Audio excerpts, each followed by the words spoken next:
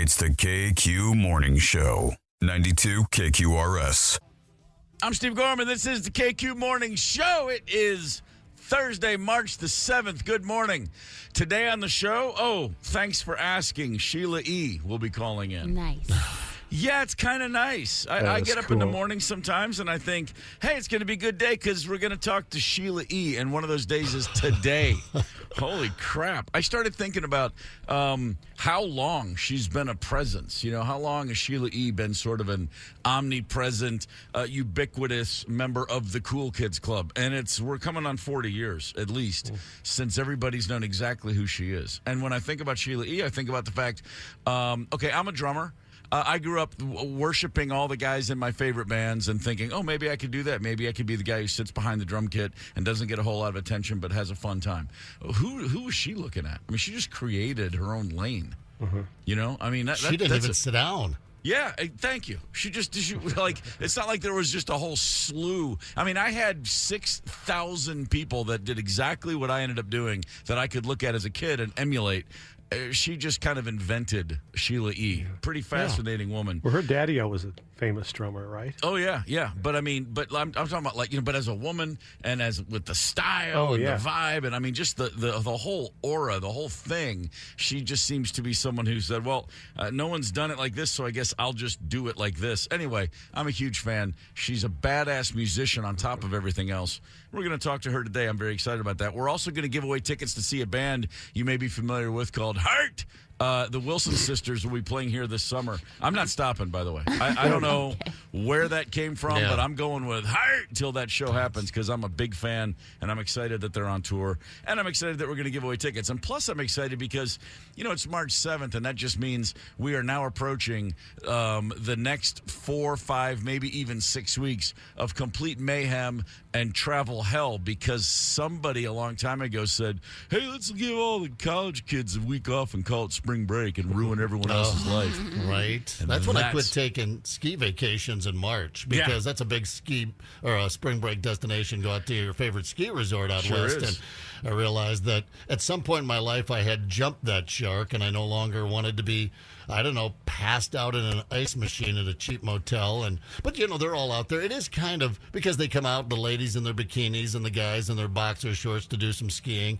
And you're like, well, that's attractive. That's cool. That takes me back to a fun time in my life until they're puking off your chairlift. And then you're like, okay, I can't do it anymore. I always associated spring break with Florida. As a kid growing up in the Southeast, that was just where you went. Yeah. And then we did the Gorman family after we had kids, but younger kids, 10 and 8.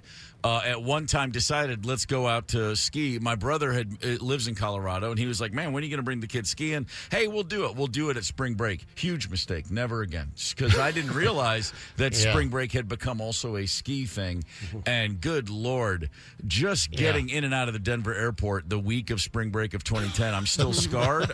It was traumatizing. Yeah. And like you said, there's the only thing worse than being surrounded by thousands of drunk college kids is being surrounded by thousands of hungover college kids because they're too stupid to realize keep drinking. Yeah.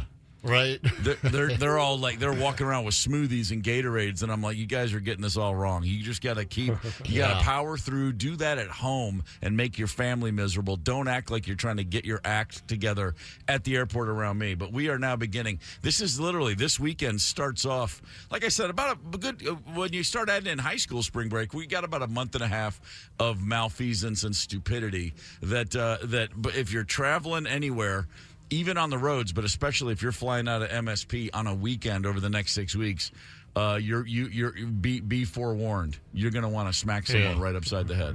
Yeah, Florida was our Midwest college destination. I think everyone in the 80s was going to Florida, the Daytonas, the Lauderdales, the Miamis. If you're thinking about heading down to Miami this March for a rowdy spring break time, you may not want to. We're going to get into some spring break stories. That sounds like a fun topic when we get back here in about 15 minutes. Hang tight.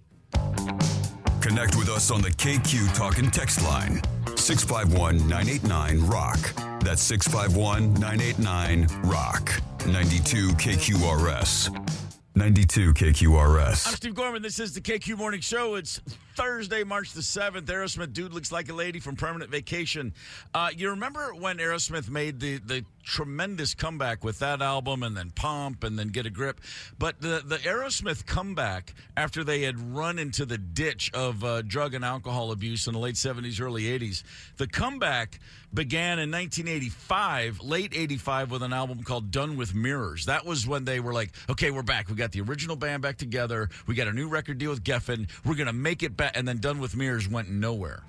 But I remember very specifically spring break 1986. Me and two buddies left Western Kentucky University, and we went to Daytona Beach, Florida. Yeah. And we went down for the week.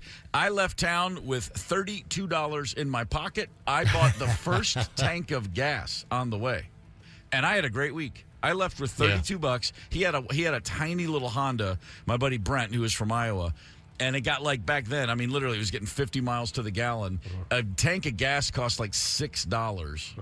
And so by the time we got to Florida, I was down to like $26. And again, a full week, lived like a king. Yeah. Found a different place to crash every night.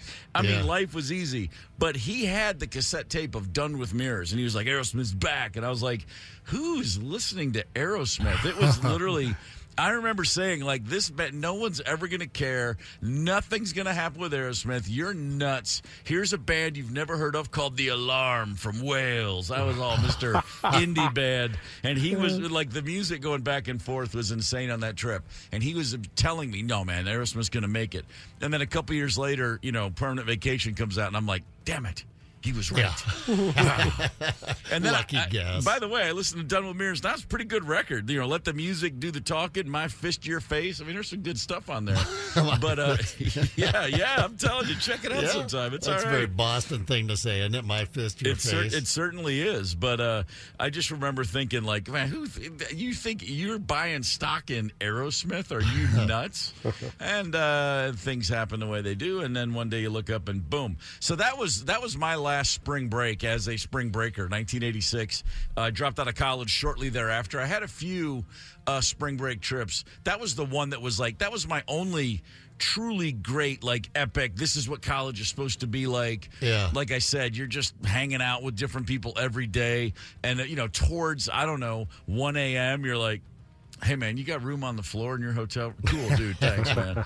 Or, occasionally like, hey, what are you girls doing? Maybe. And then not much happened other than they also had floor space in their hotel room, too. But I got my sleep. I did the whole week with maybe 3 T-shirts and 2 pairs of shorts. It was awesome. Oh, yeah. But the best. I mean, mine was mid-'80s, too, and it was the other destination down there, and that would have been Fort Lauderdale. Oh. And we took buses. I mean, out of Northern State University there in Aberdeen, South Dakota, there was for $325, you got the bus ride down, you got your hotel room, and I often reference it on the show here as a cheap flea bag hotel because it was my first cheap flea bag hotel. Mm-hmm. It was the Breeze Inn down there on the main strip, no longer open. And everyone I remember that week left their doors open. Every door in the hotel was open 24/7. So it was just one big animal house. And they had, one of those kidney-shaped pools out there with no water. By the way, 0 water in there. Apparently, there was some shenanigans earlier during previous spring breaks. They decided to drain it or not fill it yet for spring break. Well, they made the calculated decision. They said we'll take a busted open head over a drowning.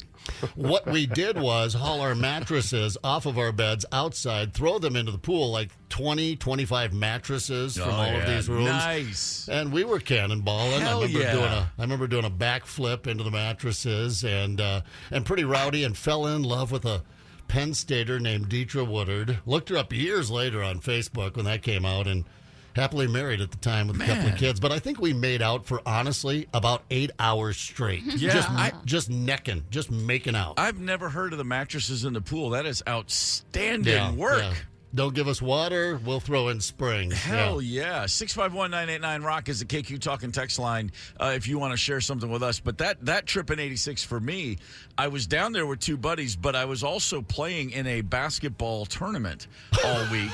What? No, check this. This is true. You could look this up. You added an element of... it was. Here's the deal. They had that year, for the first time, there was a place in Daytona Beach. Oh, and by the way, Fort Lauderdale, to me, that was like a bridge too far. I thought Fort Lauderdale was like where the rich kids went or the special people went. Like Daytona Beach, I can handle that.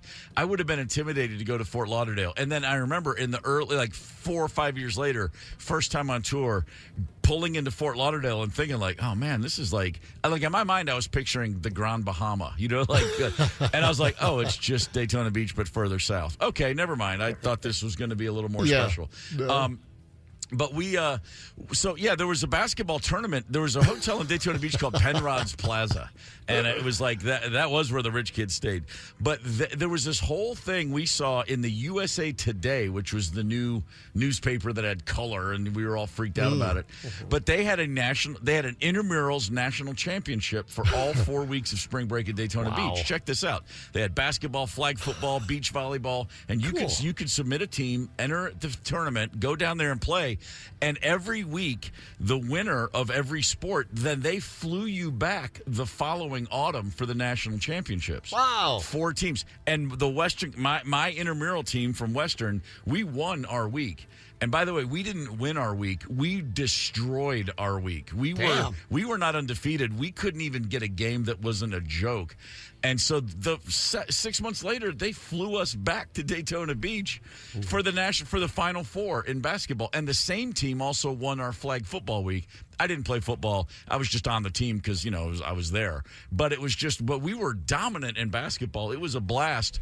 And on the return trip, Zepp, me and my buddy Roy met 2 girls from North Dakota, from like North Dakota State, that were down there playing like I don't know what sport they were playing, and we had the same thing. We didn't consummate the relationship, but we just necked for like 3 straight nights. Right. And she was just like, well, "This is all we're doing." I'm like, "This is fine. I mean, I'm good. Your room has air conditioning, and mine's a little wonky, so I don't care what it takes."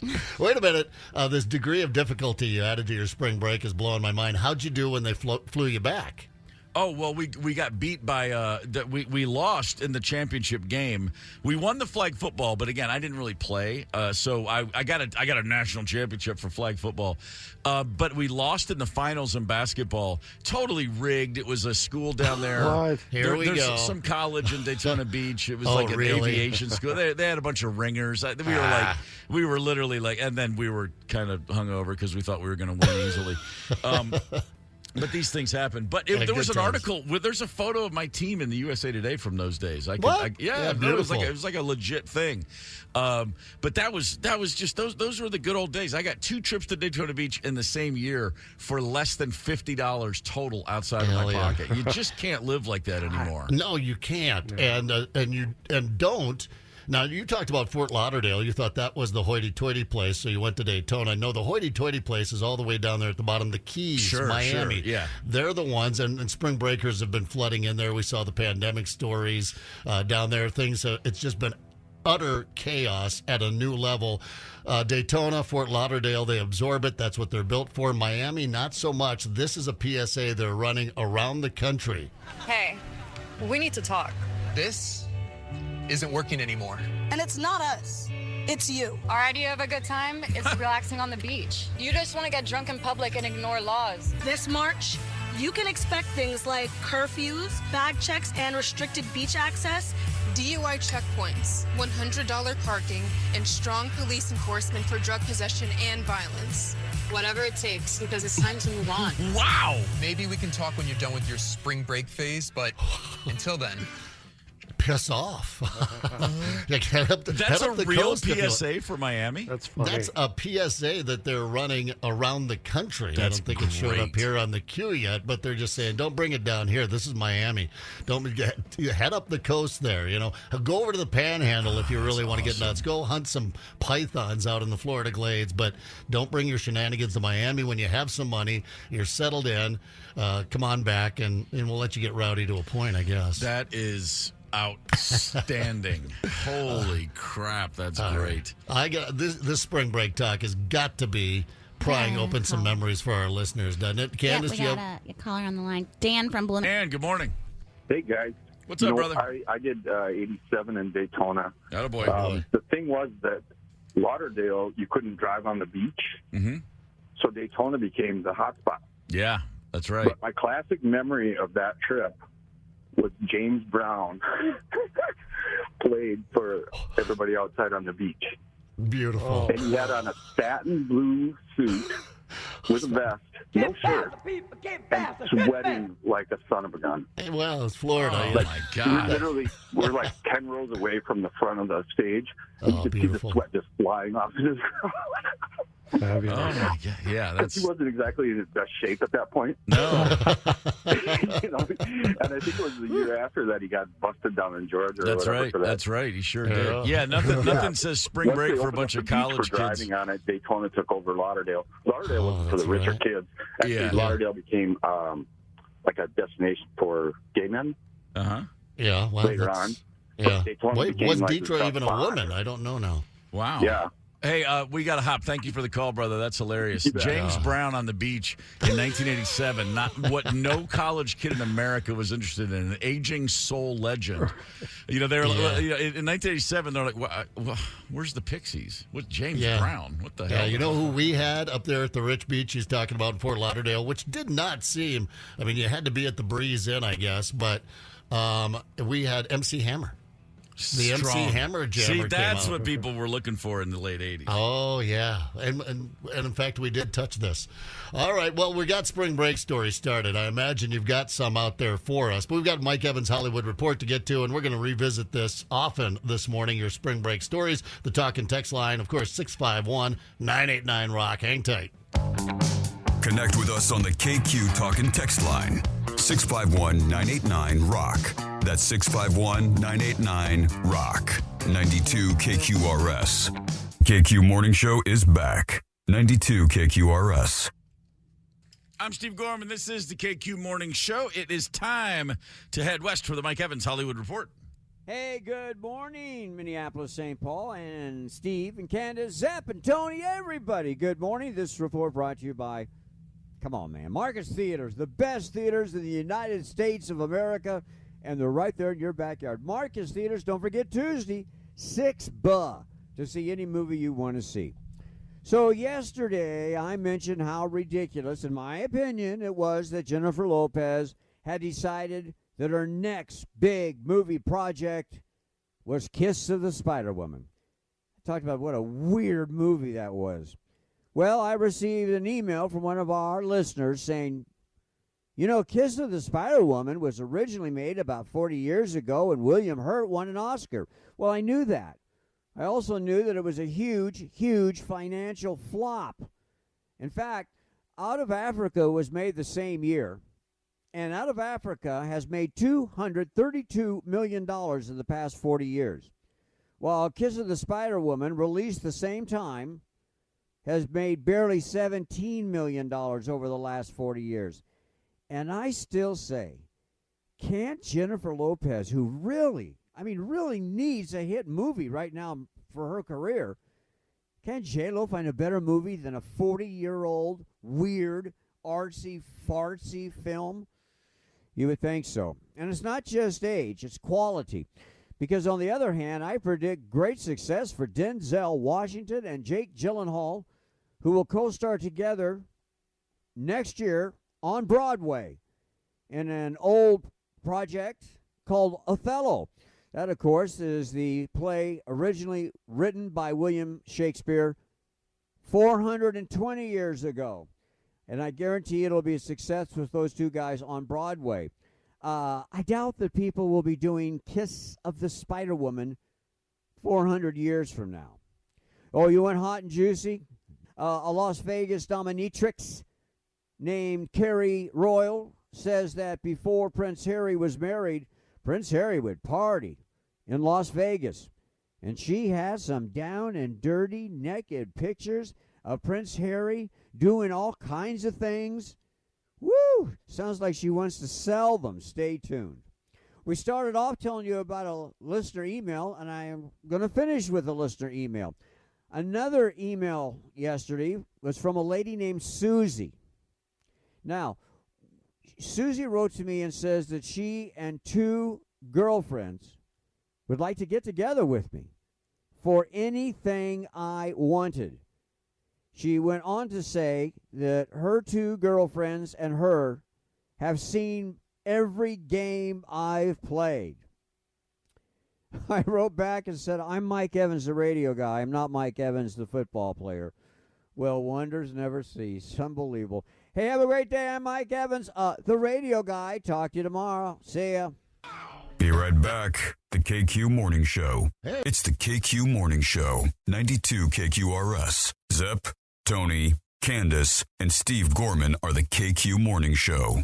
92 KQRS. I'm Steve Gorman. This is the KQ Morning Show. Man, Soul Man by the Blues Brothers. The Blues Brothers started off as, John Belushi, Dan Aykroyd loved that kind of music, and they put that together as just something to do in the studio before SNL would come on the air. Mm-hmm. Like, you have a live audience in there. It's 11:30 on a Saturday night, New York time, and the show's about to start. And about 11, they would come out just to warm the crowd up. They were just goofing around. Wow. And then the more they did it, they were like, hey, what if we got a real band? What if we got like a bunch of ringers and went out and did this? It just started from them just trying to be funny and have these other characters. I remember very clearly the first time they were on SNL because I was like, is that those guys from the show? But the sunglasses, the hats, the suits. Right. And we were just like, wait, what is happening here? And they just did it dry. They didn't say, here's John and Dan with their new band. They just said the Blues Brothers. And we were just blown away. Like, what is happening? And the dance, they would kick into the dance together and go crazy. Yeah. Oh, Aykroyd especially, who was kind of wooden before that. Yeah. Really. Right. He really loosened up for that. And it's kind of like when Belushi did Joe Cocker on Saturday Night Live. They didn't introduce it. They didn't. There he was in a tie-dye with his hair all frizzed out, and he just went into it, and he's flopping around on stage like a crappie. But I remember, it must have been late 70s, I suppose, when Soul Man was released as a single, and it dominated Casey Kasem's top 40. Oh, yeah. I remember that's why I would listen every Sunday morning just to hear Soul Man, because we didn't have a contemporary radio station except for those couple of hours or whatever, how long it was on Sunday mornings when you got to hear the hits. And it was Soul Man was on that show for like a year. Coast to coast, 3 hours a week. It was Sunday night for me. I got it like Sunday 6 to 9 p.m. is when I would get it. But John Belushi in 1978 had the number one TV show in America, the number one album in America, and the number one movie in America. Wow. Yeah. And the most coke in America. He certainly had the most drugs coursing through his bloodstream. There's no question about that. It was spring break every day for John Belushi. How about that? Spring break is started, and we were talking earlier in the show about this time of year, this next 5-6 week window when spring break just kind of reigns supreme. The city of Miami doesn't want you. There's an awesome PSA where they're like, stay the hell away. We charge $100 for parking, and when you're an adult and you get a life, come back. But right now, piss off. It's awesome. But we can all look back on our moments of spring break kids, either in high school or college or those years anyway. Yeah, it's like the lemmings off the cliff. Yeah, Joe, can we go to Florida? Can we go to the beach? Can we do something spring break? My worst spring break story was not at all about my spring break, but about the fact that it was this time of year. It was like March, early April, 2006. I got caught up because of spring break and was almost banned from an airline, probably, when I look back on it. I was on tour. The Crows were on tour. We played in Amsterdam at the end of a little European run. So I wake up, I don't even go to bed, okay? You get back to the hotel. It's 1 a.m. I got to leave for the airport at 4 a.m. for a morning flight. So I just stay awake, pack, hang on. I'm thinking I'm going to sleep the whole flight home. Get on a plane in Amsterdam, fly, got to connect in London. The connection's late. I got to run through the airport to get on my plane to Chicago. From Chicago, I'm going to connect to Nashville. So just the thought of it is already making me tired. But on the flight over the ocean, I do sleep a little bit, get some Z's, land in Chicago, and I've got about 2 hours to catch my flight to Nashville. And I get my suitcase at immigration, get the baggage, and then I'm walking up to the customs guy, and he's like, do you have anything to declare? No. Where have you been?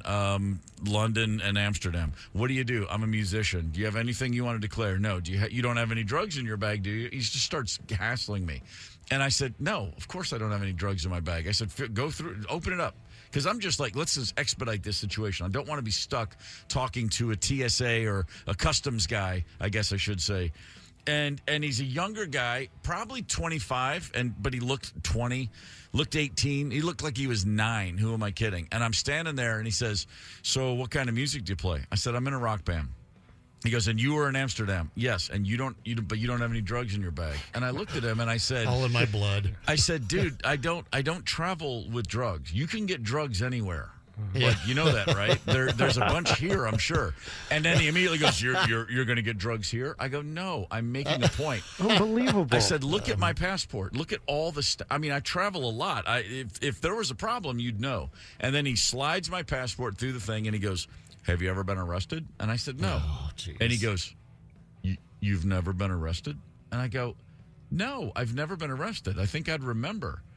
And he's looking at his computer screen, looks at me, and I go, do you see something on my passport that tell me? Maybe I truly have forgotten being arrested. I think I would remember being handcuffed and processed. And then he just keeps going, but you've never had an arrest. There's never been a time you were arrested. Geez, Paul Blart here of the TSA. Exactly. And I said, no, man, I really haven't been arrested. I don't have drugs. I said, why don't you just go through, bring a dog over, search my stuff. I'm really anxious to get home. I just don't want to miss my connecting flight. That's all. I'm not, because he said, are you in a hurry? And I said, yes, I am. Who the hell isn't in a hurry in customs? And so then the guy literally opens my suitcase, looks through everything. I'm like, please, yeah, let's get on the case. And at some point, he looked at me and said, well, things are a little more, we have to take our time with people. You're coming from Amsterdam. There's a lot of drugs there. I'm like, yeah, I get that. And he literally Not said in Chicago. This, by the way, this is 2006. He goes, and ever since 9/11. And he just leaves it hanging like ever since 9/11. And I'm sure most people go, oh, right, of course. And what I said was, okay, great, but I had nothing to do with that. Oh, and that guy looked at me and he goes, is that a joke? And I went, oh, God, no. I'm dead serious. Because I know comedy, mister, and I would know. Yeah. I said, no, it's not a joke. I'm completely serious. I literally had nothing to do with 9/11. That's my point. And then he goes, okay. And he calls over another guy, and they just hold me up forever. And then, thankfully, they don't take me to the side room and strip search me, but it was getting close. And then I'm just backing reaching down. For the rubber glove. Yeah. I'm like, and so finally, all this to say, they finally let me go. I rechecked my suitcase. And at O'Hare in Chicago, if you fly in from another country and go through all that, and then you want to get to your gate, you are sent outside of TSA jurisdiction. You get on a tram, and it brings you to the domestic terminal, and you start over at security. Oh, my God. Which is the most ass-backward thing imaginable. So now I'm in line again for TSA. I'm, a day and a half into this travel day, and I'm just losing my mind. By the time I get to my gate, I am running down this concourse, and I see the door to my gate. I see them close it. Oh, no. And I'm just like, no. Yeah. And I get there, and then here's where it all gets fun. Here's where the spring break comes in. The woman goes, I'm sorry, the door's closed. I go, I just got it. You can open it. You have the power. Closed it. She goes, sir, once the door is closed, and I do know, I'm like, okay. I said, yeah, I know. I can't believe it. And then I'm looking around, and I see the gate is still really crowded. And she says to me, you wouldn't have been allowed on anyway. The flight was oversold. The flight's full. And I go, what does that mean? I bought this ticket's been purchased for months. And she's like, well, the flight was oversold. I said, okay, when's the next flight to Nashville? This is a Saturday, like noon or 1 o'clock at this time. And she goes, well, there's a flight in 90 minutes, but that one's sold out. That one's full as well. And there's another one. And then she goes, let's go take a look. And she pulls up the computer and she goes, yeah, every flight to Nashville today is oversold. So, and I go, what do you mean everything's oversold? And as these words come out of her mouth, I then realize that I'm surrounded by people already in shorts and like Hawaiian shirts and like with big sunglasses. Yeah. She goes, well, it's spring break. Yeah. And it hit me. I'm like, oh, my God, this entire airport is full of college kids that are already drunk. It's Saturday, it's noon, and they're all flying to Florida. Woo! And I just went, oh, okay, but I don't care about spring break. This ticket was purchased last year. Right. She goes, let me see what I can do. Long story short, she comes back in a few minutes, and she goes, I think that we can get you on a flight to Cincinnati tomorrow. Tomorrow. I go, what? Temper. I go, and then I connect. She goes, and then from Cincinnati, we can get you to Nashville probably Monday morning. Oh, you got to be kidding. No, dead serious. I'm saying that. I go, did you hear the words you just said to me? Yeah. You want to fly me to another city, so I'm going to stay overnight here, and then you're going to fly me to another city where I stay overnight, and then I'm going to get to Nashville. And I'm losing my head. I call the band as a travel agent. I call her, and she answers the phone. I go, hey, it's Steve. She goes, I'm trying. There's nothing I can do. There's no flights anywhere. I tried Southwest out of Midway. I'm trying United. I'm trying Delta. I'm trying everything. She goes, everything's slammed. And then she goes, hey, look, it's spring break. I'm like, I don't care about a big spring break. And the whole time I'm doing this, I'm on my phone. I'm yelling at the gate agent. The whole time, there's just kids partying all around me. And they don't care that they're delayed. They're waiting. They're excited. They're going to Florida. And then the coolest man I've ever met steps up to the counter, and he's like he looks like he's 65 years old, businessman, trench coat, briefcase, and he steps up to the counter and he goes, I need to see a supervisor. And the woman goes, can I help you? He goes, no, you can't. I need to see your supervisor. She goes, sir, what can I help you with? And he pulls out his wallet and he pulls out his card that says, I guess, I have 5 million miles on this airline, something about American. She looks at this card the guy shows, and she goes, just 1 minute, please. And she leaves, and another woman walks up, and he takes one look at her and says, no, I'm not talking to you. Get me an adult. Cool. And then that woman goes, yes, sir, and turns. And then an older dude walks out in a red jacket, and he goes, oh, Mr. Carmichael, or whatever his name is. And he looks at that guy and goes, no. I'm not talking. I mean, literally, he just kept upgrading who he was going to chew out. Finally, the fourth person comes up, and it's again. This is an older woman, and she goes, "Can we walk down?" And he goes, "No, we're going to have this conversation right here." And then he starts laying out how bankrupt morally this airline is to hold people back for spring break drunk college kids. And he goes, "I started my day in Brussels." And he looks at me and goes, where'd you today start? I said, Amsterdam. He goes, he came from Amsterdam. And he goes, you see that couple over there? And I turn, and for the first time I notice, an older couple, like they are literally like in their 80s. They're sitting together. He goes, they started the day in Rome, and they've been sitting here for 2 hours after a 10-hour flight because these drunk assholes have to get to Florida. You're prioritizing them. And he goes, do you have any idea? Blah, blah, blah, blah, blah, blah. And I'm watching everyone he's talking to. They're just losing all the color in their face. And they keep begging him to go down to the lounge. And he's like, oh, no, we're doing this right here. and he had the juice. Like, I'm angry, and I'm tall, and I'm a little hungover, and I'm just an idiot. I'm kidding myself to think they're going to care about me. This guy has them by the balls. And at some point, by the time the third or fourth person said, well, it was spring break, the guy said these words. The next person who says the word spring break to me, I guarantee you they'll be fired. Wow. I will get your job. If you say spring break to me again, I will have you pulled. Who is this guy? I have no idea. And then so then there's a break in the action, and I look at him, and he looks at me and kind of winks, like, this is kind of fun, isn't it? I'm like, yeah, right. This guy's worth. He's my hero. Yeah, right. And then he goes, where are you going? I said, Nashville. He goes, me too. And then there's a third kid, like an English kid who's like 25. He goes, I've got to get to Nashville as well. I've got a conference tomorrow. And the guy says, all right. He goes, well, I already called my company. He goes, I'm trying to get a private plane. No, those are all booked. And I'm like, what? You're trying to get what? Yeah. And then we start hanging out with this guy, and he's just some businessman, giant company, and he says he would normally be on his own plane, but he just had to fly American this time, and but he means it. He's not and he's not bragging. He's just talking very normally to us. Mm-hmm. Long story short, this goes on for hours. And by the way, there's no rental cars. I mean, the airports, it's just slammed. Oh, yeah. I thought this was going to be a due date thing where you guys partnered up and got in a car and had a crazy cross-country adventure. That's where it goes.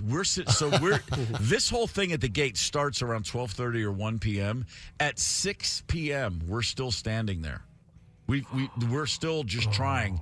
Phone call after phone call to travel agent, to his people, to my people. And the whole time, the little 25-year-old little British kid is like, well, whatever you guys come up with, I'd like to be a part of it. And I'm like, and then the guy tells, this is what the guy tells me. He goes, hey, Hertz just got a return. There's one car at Hertz. My assistant just held it for us.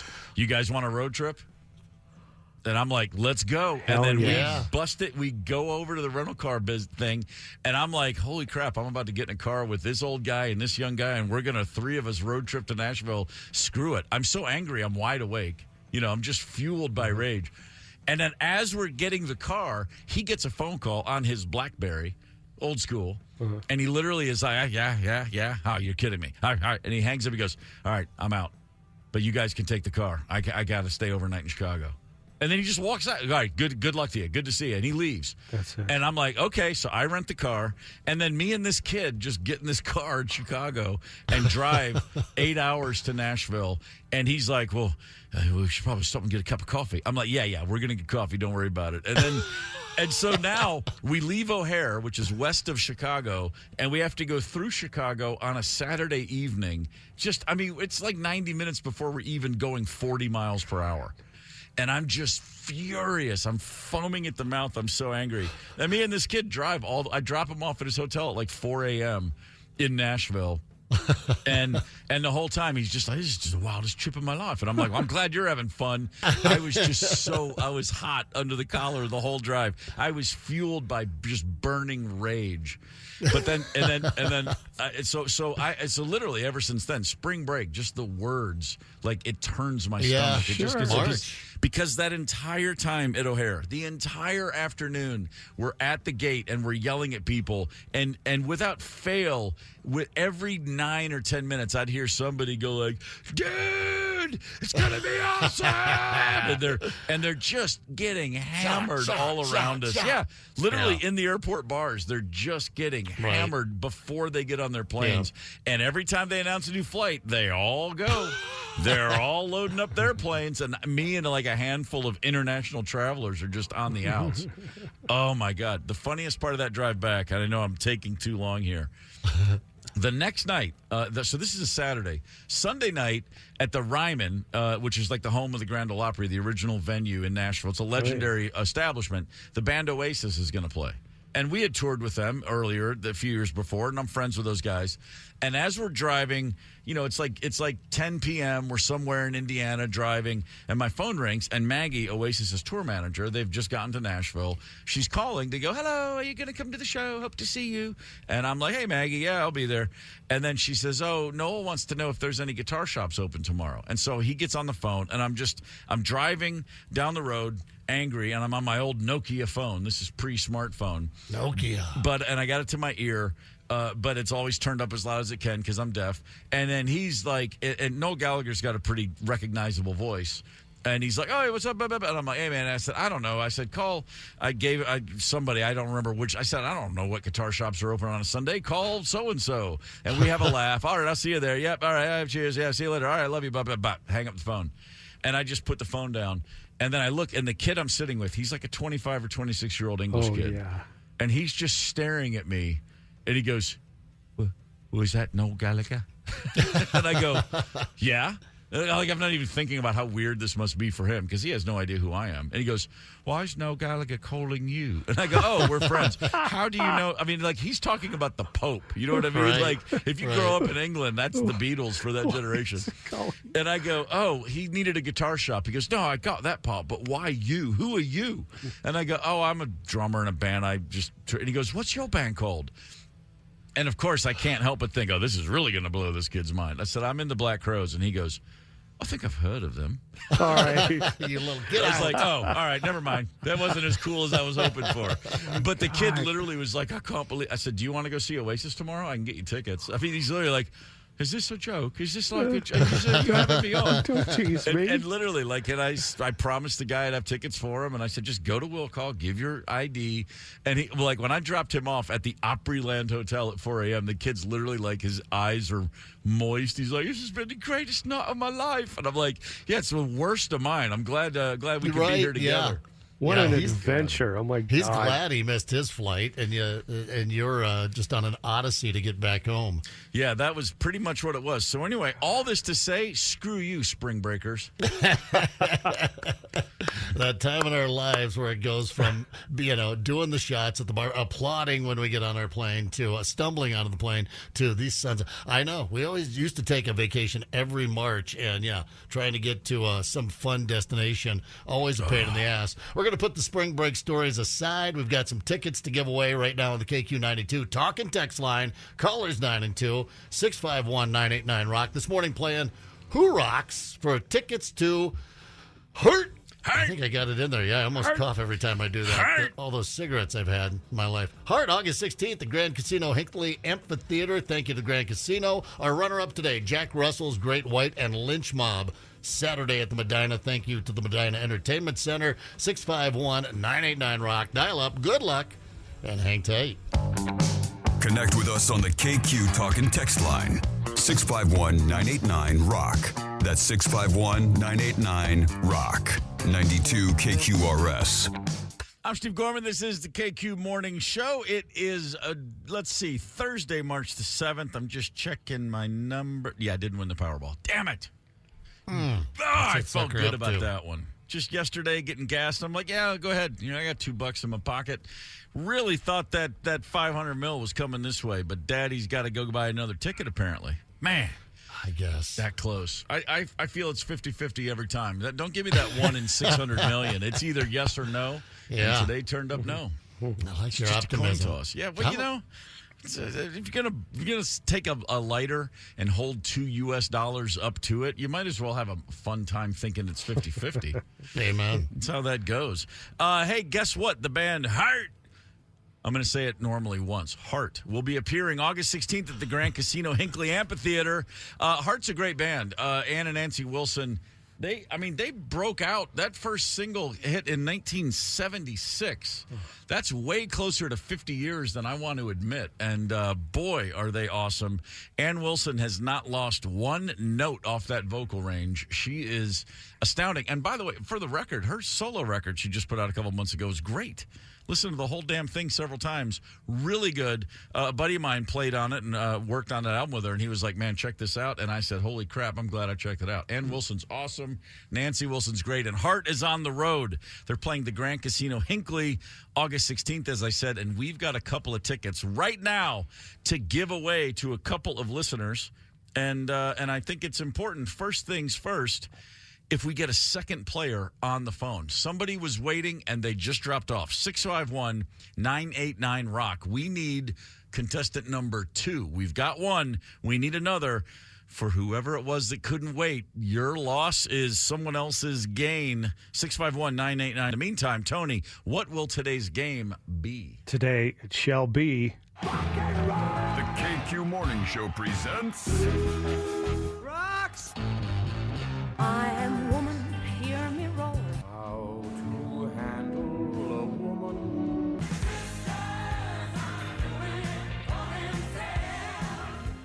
Yep, at stake, tickets to see Heart. And March is Women's History Month, I'm sure you knew.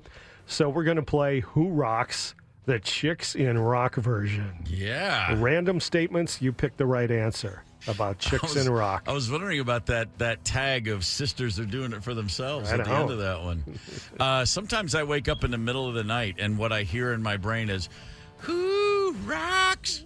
Yeah. That from Who Are You to Roxanne, that little bit, it hits me in the middle of when I'm last thinking about it. It's just in my brain like a little freight train. All right, let's do it. We're going to play Who Rocks for tickets to see Heart. Candace Wheeler, who is contestant number 1? We have Kristen from Princeton. Yeah. Kristen, good morning.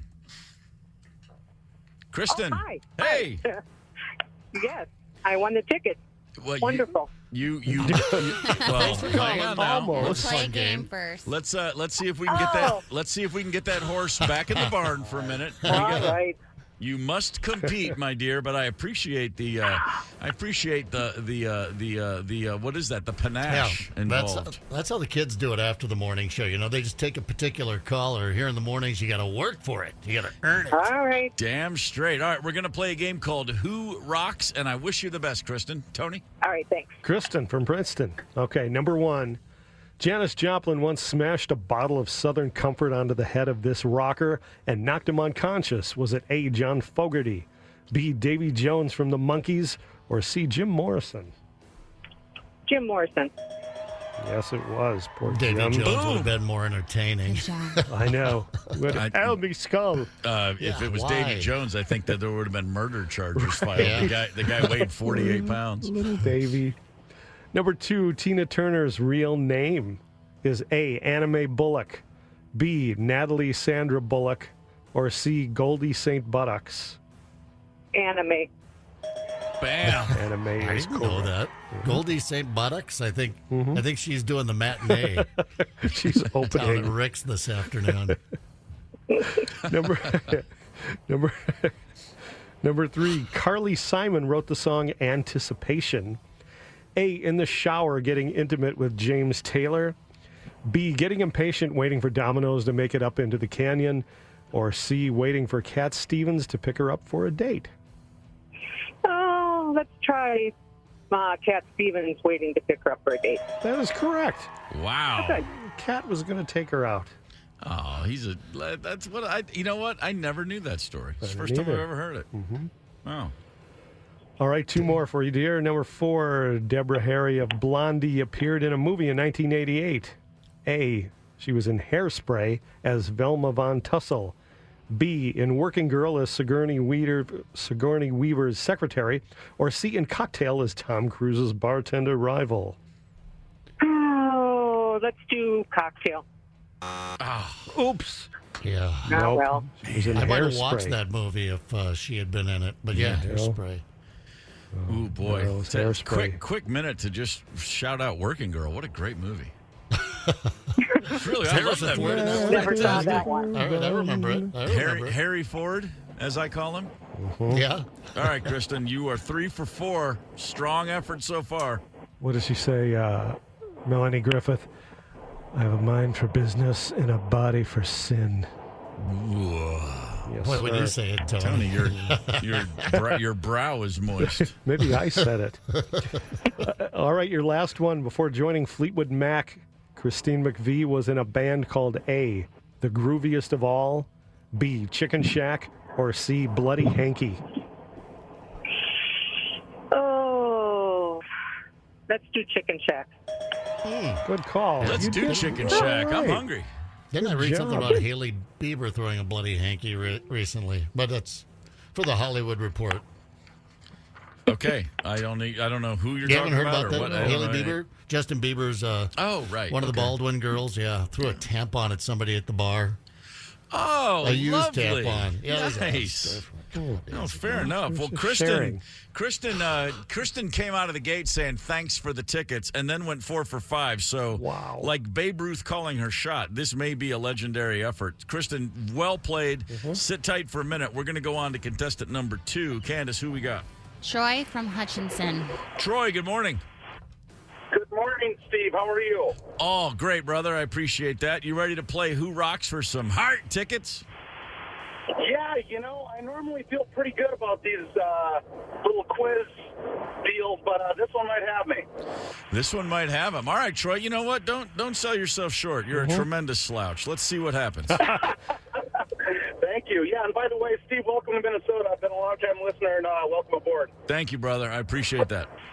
Nice. Let's go, Troy. Number 1. At one point, Tom Petty, Cheap Trick, and Van Halen were all opening acts for what band? A, Bananarama, B, The Runaways, or C, Josie and the Pussycats? Oh, I'm going to say Josie and the Pussycats. C. Yikes. Oh. They're a cartoon. It was The Runaways. B. Wow. Told you.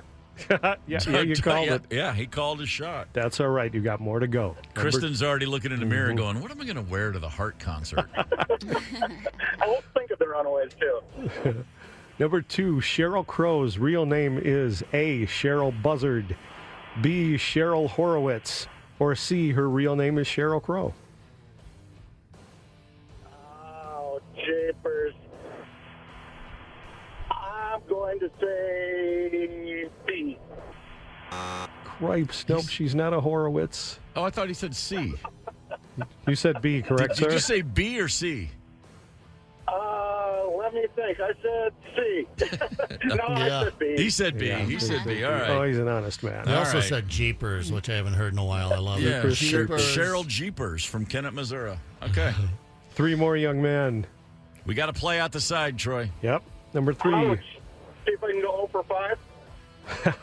Hope springs eternal. Linda Ronstadt wasn't allowed to perform on TV in the early 1970s because A, she suffered from narcolepsy and would suddenly fall asleep on stage. B, she had a form of Tourette's and would blurt out the F word at random. Or C, she refused to wear a bra. This one I think I've got. I'm going to go C. That is right. She wouldn't do it. God bless her. Would not strap up. Number 4, the first woman to be inducted into the Rock and Roll Hall of Fame in 1987 was A, Edie Gourmet, B, Aretha Franklin, C, Paula Abdul. I'm going to go B. Good for you, sir. Wanted it to be Gourmet, but no. No, Edie. No. We hardly knew ye. Your last one. Cyndi Lauper's song She Bop was controversial because the song is about A, a poisonous fish, B, a suggestive dance, or C, masturbation. I guess what would make sense would be C. It always does. Yeah, it always does make sense. She's got that lyric in there, dialing 0 on the little pink telephone. Brilliant. Yeah, that is pretty great. Troy, I tell you what, you didn't lose the game. You just ran out of time. My man was making a strong comeback, finishing 3 for 5, which is a fine effort, but not quite enough. Troy, you're going to be the runner-up today. You've got tickets Saturday at Medina, Jack Russell's Great White, and Lynch Mob. Kristen, as predicted by Kristen, has won the Heart tickets, going 4 for 5. Congratulations. Well played, Kristen. Thank you. You're welcome. Have a great time at the show. I will. Thanks. See ya. All right. She knew. She came in with a lot of confidence. Yeah, she really did. Tickets in the bank. I remember watching the Oscars one year, or maybe it was the Emmys. It was one of those award shows, and it was, I think it was like Best Supporting Actor. And when they read the first actor's name, he just stood up and walked up onto the stage. and then the next guy did it too. Like every nominee just got up and went up there. That was the shtick. But whoever it was, I can't remember who it was, but the first guy that did it, it was like, what? Everyone just assumed he was confused. They had worked it out ahead of time. We'll just all walk up there as if we know we're going to win. Dude. And then when they announced the winner, the 4 guys that didn't win all just looked shocked. It was good shtick. Oh, I love that. Yeah, it was good. Speaking of which, the Oscars are this Sunday, and they're expecting the highest rated Oscars for a good long while now. Why? In large part because these movies were all, especially Oppenheimer and Barbie, but then a few others had huge box office. And the more people that see the movies, the more the people tune into the Oscars. And then check this theory out. There's another prevailing theory that it will have a huge rating because, just like the NCAA tournament, as much as we love the upsets in round 1, right? Everyone loves to see Alcorn State beat Duke. Mm-hmm. But when it gets to the Final Four, if there's a Cinderella in there, those games are not highly rated. People like to see the dominant teams. You put North Carolina versus Kentucky, you're going to get a giant rating every year. Mm-hmm. Because Oppenheimer is so dominant in the award shows leading up to this, and because they might win 10 or 14 Oscars, the people who pay attention to this crap are saying it's going to be a huge audience because everybody loves to see a giant blowout. They want to see Oppenheimer just sweep through and win every award. Whether that's true or not, I don't know, and frankly, I don't care, but I think it's interesting that generally speaking, as much as everybody loves the upstarts, we only kind of love the upstart. We really like to see, we as much as everyone hated the New England Patriots, we love to watch them play. As much as people hate the Chiefs now, you love to see them play. Yeah. The Lakers, Celtics in the 80s, blah, blah, blah. People love a dynasty. The dynasty this year is Oppenheimer, apparently, and we'll see what happens. Is it Oppenheimer or Oppenheimer? I'll check with Mike Evans tomorrow morning. I'm really pulling for it. It's going to be an all-day event for me, I know. Sheila E., protege of Minnesota. Wait. Oscars? Every year. Yeah. I love it's going to be an all-day event for me. That's good stuff. Well, the By red the way, carpet. Sure. Now, Zepp, did you not say the book that Oppenheimer was based on? Yes. American Prometheus. Yeah, you read that, right? Yeah, years ago. Yeah, I mean, I seen when the movie came out, I remember you saying you had read that book, and I thought, wow, you're the only guy I know that has claimed to have read it. And I've since been thinking I should probably go read it because apparently it's incredible. I enjoyed the movie, and I would like to see it again next time I have that much time. But yeah, that just reminded me of for whatever reason, like, oh, you actually read the book, so you didn't need to see the movie. You knew what was going to happen. I mean, I think the movie's probably, Christopher Nolan, director, right? Did I get that right? I felt like I said it wrong. Right. One of my favorite directors. Every once in a while, he puts out something that's either just, I'm going to just say it, probably over my head, or just a little jumbled. I just can't quite connect all the dots in the movie. But I was with a group of friends, and they were like, we're going to watch Oppenheimer tonight. And I was like, yeah, okay, I'll get down with this. I want to see these big movies of the year. But I was drunk and stoned. So I remember the bomb going off and then waking up again. It was still on. I said, are we watching it again? They're like, no, that was only like the halfway mark. Sure. So I just didn't get we'll eventually get around to it when I've got a few hours to kill. But but the book is utterly fascinating. I would think Christopher Nolan would be one of maybe 2 or 3 directors on the planet these days that could pull it off, and it sounds like he did remarkably. I think he used that as the source, wasn't it? Based on the book. That's what it was. That's why I mentioned that. I think it's gonna be like when Titanic won every award. I think one of those. I think at the end of this Sunday night Oscars, it's gonna be like, like where Spielberg was in the 90s. He was popular, but then with Schindler's List, he was like suddenly an auteur. Like, oh my God, he actually makes popcorn movies and really, really heavy, incredible stories. Yeah. And I think Christopher Nolan is like, at a time when people probably didn't think that was still possible for movies, he's just about to be like the king of the universe for a little bit. Anyway, it's that part of it's interesting to me. It is. See what he does next. And anyway, there you have it. There's the Oscars Sunday night. It'll be interesting. I mean, I always keep an eye on social media just in case, there's a Will Smith incident. That got me back to the Oscars, for a hot minute there. I was like, all right, I'll tune in for this. This can't be happening. Like, people are texting me it's happening. And by God, it was. So, but I doubt we're probably going to see any of those shenanigans. You never know with the Oscars. Through the years, about every 4 or 5 years, there was a thing there. I forget what it was, 4 or 5 years, something outrageous happens. Whether it's Brando or whomever doing their thing. So maybe this will be the... Do you remember the Oscars at the height of the pandemic? They held the Oscars like in a train station, and everybody was seated at tables far away. It looked totally different. And then Chadwick Boseman had just passed, and he was up for Best Actor. And so they moved the Best Actor award to be the last award of the night because everyone just assumed he would win it. And then his widow would get up, and it would be an incredibly emotionally moment. And he didn't win. They did Best Picture, and then they put Best Actor last, fully anticipating a huge moment, and then the whole world tuned in to see someone named Anthony Hopkins win an Oscar for a movie no one saw. Like, great actor. He's had his minute in the sun, but it was kind of like, and he got up there and was like, I'm really sorry. The least exciting Oscar win in the history of the awards. Yeah, see, moments like that. Remember when they announced the wrong movie and everyone came up there for Best Picture and they had to get them all off stage and then it was anticlimactic. Maybe something like that this year just to spice it up a little bit. All right, Candace is going to whip her headphones at us if we don't get along here. Sheila E. is joining us soon. Protege of Minnesota's own Prince, female drummer, pioneer, will hip us to what she's been up to these days. That's happening soon. Please hang tight. It's the KQ Morning Show, 92 KQRS. Zep, Tony, Candace, and Steve Gorman are the KQ Morning Show, 92 KQRS. I'm Steve Gorman. This is the KQ Morning Show. It's Thursday, March the 7th. In a few minutes, Sheila E. is calling in. You know Sheila E. from Sheila E. fame. I mean, seriously, this is clearly the most famous female percussionist of all time, correct? She's so cool. What are you kidding? And you know, her dad, her uncles, she grew up in just a house of percussion. Her childhood was what I used to imagine the coolest childhood on earth could be. Like you're 5, 6 years old, you're playing, you're getting up on stage with your cool family, and they all play music, and you play music. And then, you know, my dad worked in the bowling industry. It was like, oh, dang, wrong dad. Yeah.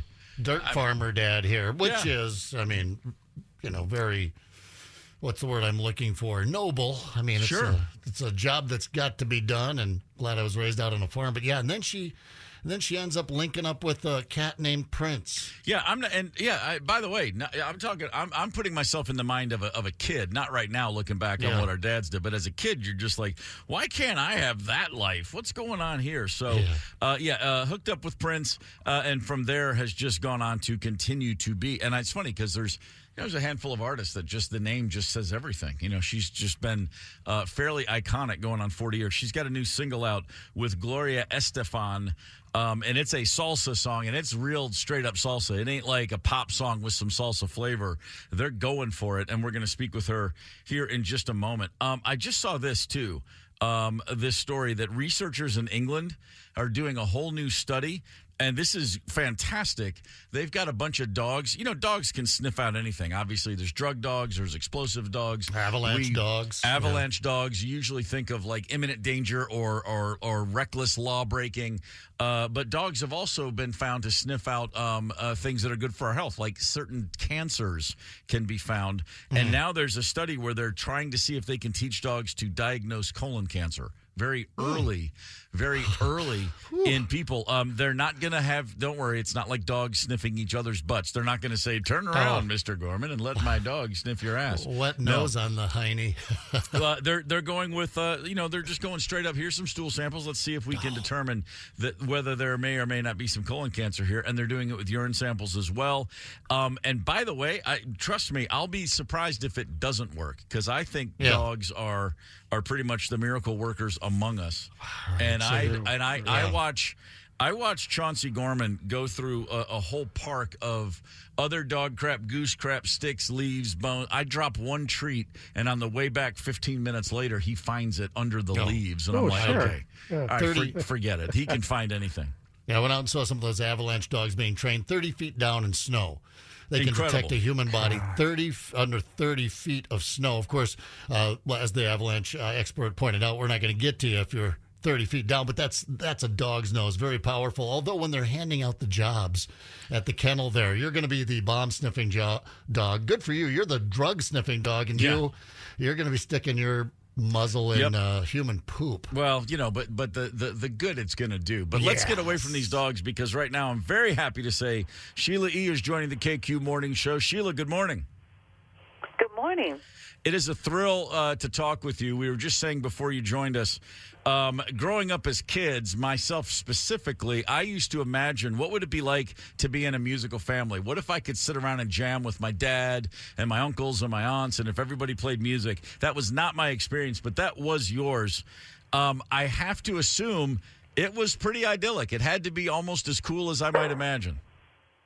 Oh, yeah, no, it was amazing. No, to be able to, first of all, just watch my dad practice every day, and then have jam sessions when, you're not even in school, and then to have, his entire band come and play in the living room, it was just magical. It really was. And you were in the Bay Area, which is just a phenomenal melting pot of cultures, and especially music. So I imagine you had every possible influence and strain coming through the house. Oh, yeah, absolutely. And I think, I always tell people, everyone's mostly, when you talk to people being a musician, this was the best place to live or be born musically at. But the Bay Area is just a mecca of just so many different genres of music, and the different artists that have come out of the Bay Area. It's just astounding, and to be able to, like, we used to take the bus and go down the street and watch Sly Stone rehearse. You know, we would sit outside of the community center or with Tower Power, Pointer Sisters, and then my dad was in Santana in the early 70s. Like, all of that is just, it made me the musician that I am. Sure. That just gives me goosebumps, the idea of seeing Sly and the Family Stone just rehearsing somewhere. Exactly. Yeah, it's pretty amazing. But you coming from that area and you know, the Bay Area, but also just your family, everything. You know, we're in Minneapolis. Obviously, Prince still runs the town here, culturally speaking, still such a part of everything that happens in the city. When you first connected with Prince, because of where you were coming from, I'm sure you recognized in a way that maybe a lot of people didn't, like, oh, no, this guy is legit. This is the real thing. Because if you're growing up watching Sly rehearse and hanging out with Santana, then you probably recognize, like I said, more than most, oh, Prince is legit. He's the real deal. Well, it was interesting because when I had heard about him, he came to the Bay Area to record his first record. So my dad was in Santana at the time, and Prince wanted to come to the Bay Area, wanted to be in the same studio that Carlos Santana was recording, as well as Sly Stone. And being in that studio, my dad was next door. They were recording a new record, and he's like, there's this really young kid that's in the studio. And that's when I first heard about him. So he hadn't even recorded his album yet. And when I met him, he was in the Bay Area, and he performed.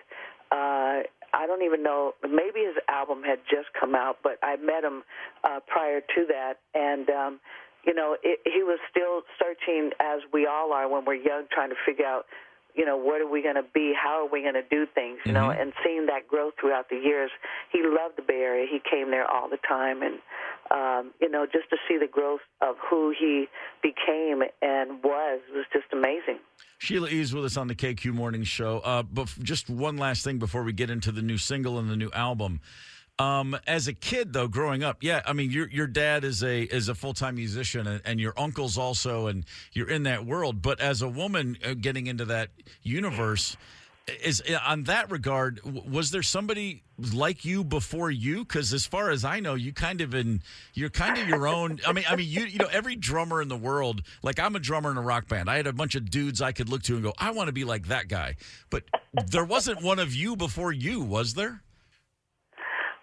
Not that I know of, and that's what was interesting, because I didn't realize that, you know, growing up in teenage years and jamming with other bands, and then, you know, joining my dad's band at 15 and started touring at that time. I didn't realize until I got outside the home and outside of the Bay Area and going to Los Angeles and recording. Because there were times, you know, I mean, I looked at my family as the musicians and encouraged by them. And my mom plays a little bit, you know, but she grew up as an athlete and being in the Bay Area and Berkeley, a lot of the people, it was men and women just kind of jamming like drum circles and things like that. So, but professionally, no, I never really saw anyone, and the only one would be maybe Karen Carpenter. Her and her brother had a television show when I was younger, and I was like, oh, she plays drums, I play drums, and how come I don't have a TV show? I mean, that's how I looked at it. So. Yeah, right. Well, that makes perfect sense. That's exactly what I would have thought. Sheila E's with us on the KQ Morning Show. You have a new album out. This is a salsa album. The single is called, pardon my pronunciation, but is it Bemba Colora? Bemba Colora. And that's perfect. Boy, I tell you what, that's not like a pop song with some salsa influences. This is straight up salsa. You're going for it. Oh, yeah. I grew up listening to Latin jazz and being a Latin jazz artist, that's the foundation of who I am. And then when I did my first album, I signed as an R&B artist. But again, the Bay Area, growing up at the time, my dad met Tito Puente when they were 18 years old, and all of these bands performing in the Bay Area, my dad would have some of these people over at the house, and my dad played, you know, Tito Puente and different salsa records, the Fania All-Stars and Ray Barretto, all of these people, and it's like, wow, this is, you know, amazing. So our love for salsa music has been a long time. It's just a challenging music. I challenged myself to do this record because I realized, first of all, I've never done a salsa record, and that it's a music that is so important to my life, and I just thought this is the perfect time to do it. So this single that's coming out on Friday we're just excited about it because it's a cover song of a famous Celia Cruz song that she had done, and I really wanted to pay homage to a couple of people, Tito Puente, Celia Cruz, and Cheo Feliciano, and these people were very influential in my life musically, and to get Gloria Estefan to sing this with me and Mimi Sukar, I'm just excited. So you were just trying to give a leg up to some kids who were trying to make it, Gloria Estefan and Mimi Sukar. That's a generous offer.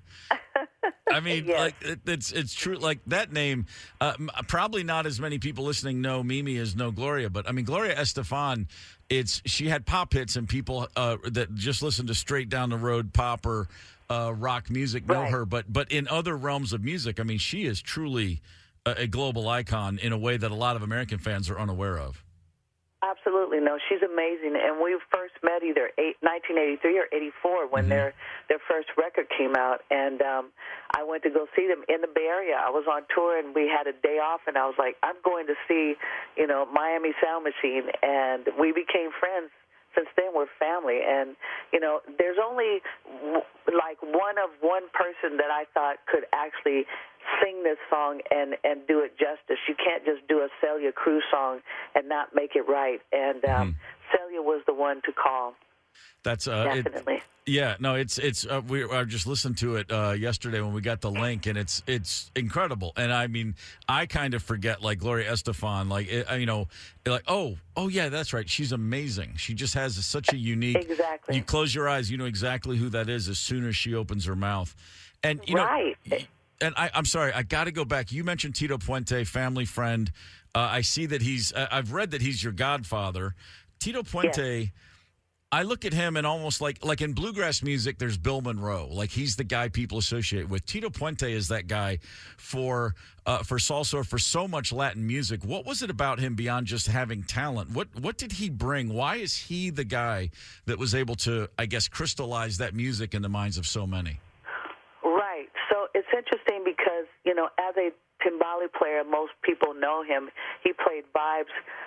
There are not very many percussion players that actually write their own music. Mm-hmm. And they're usually percussion players just playing a band. He had written so many songs, incredible, the amount of songs, and he was all about community, taking care of the community and where he lived in New York and things like that, and being a part of the Fania All-Stars and helping with bringing Celia Cruz and introducing her, to the world and just, all of the people that he co-wrote with. And he was just amazing. He was incredible, and he was so much fun and very funny. But he was always giving back to the community and really, taking me under his wing in a sense because they're playing. And for me to be able to, have me walking with Tito Puente, and Tito tells the guy who's playing percussion, who's playing congas, get up, Sheila's going to play. You don't just walk into a room and, they're playing live and Tito tells the guy to get off because I'm going to play. That it was just amazing. And even though for me, growing up, that salsa music I loved, but I didn't know all the exact parts to play. And he said, it just doesn't matter. You just play, and you don't care about what they're going to say about you. You just go out there and play. They're not going to say anything. You're with me. I was like, okay. That'll work. You've had some incredible paths, I guess, of footprints to follow in your career. I mean, suffice to say. And I have to imagine that since, that over the decades, you've had much younger people come up to you and say, basically, you've shown them the path as well. That's got to feel pretty great. It has been. It's been really amazing. There's so many young people doing that now, and I'm not talking about like a few. I'm talking about hundreds, and it's just been incredible to hear that. And everyone that's of course, younger than me and my age now, I just tell them now, listen, now that I've met you and you need anything, you just let me know, and you call me Auntie Sheila. So I'm Auntie Sheila to the world as right now. It's just been amazing to be able to be Auntie Sheila. There are people that I don't even know that I just basically met, and I just, hey, I'm Auntie Sheila for the rest of the life. That's it, Well, the KQ Morning Show has been needing an auntie for a while, so we're happy to take you on. You can be our Auntie Sheila. I love it. The album is out in April. The album, is it, pronounce that for me, Bailar? Bailar is the album. It's a salsa album, Sheila E. Man, I can't tell you what a thrill it is to talk with you. You've been a fan forever. We all have been. Thank you so much, and all the best with the album.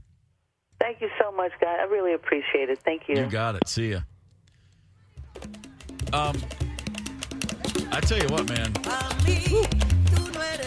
This song is a musical workout.